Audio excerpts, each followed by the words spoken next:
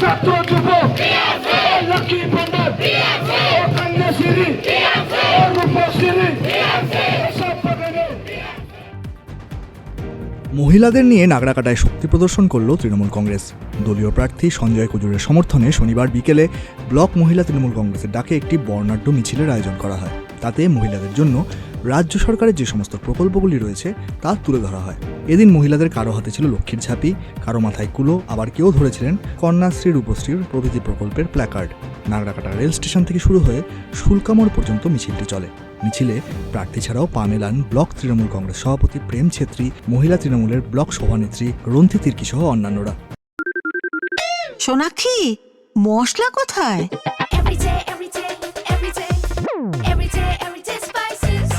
Everyday মশলা, দেশের স্বাদ।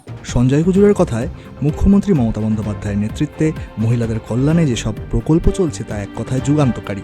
তাই তাদের এই স্বতঃস্ফূর্ত জমায়েত। এটা আমাদের নাগরাকাটা মহিলা ব্লক তৃণমূল কংগ্রেস কমিটির পক্ষ থেকে মহিলারা যেহেতু মাননীয় মুখ্যমন্ত্রী মহিলার খুব ভালোবাসেন, মহিলাদের সম্মান দেন, ওই জন্য মহিলারা একদম হর্ষ উল্লাসে ক্যান্ডিডেটকে নিয়ে আজকে একদম র্যালি করছেন। নাগরাকাটা ব্লকে আমাদের মহিলাদের একটা উৎসাহ আছে, ওরা মমতা ব্যানার্জিকে ধন্যবাদ দিতে চাচ্ছেন, ওই জন্য আজকে এই ক্যান্ডিডেটকে নিয়ে র্যালি বের করছে।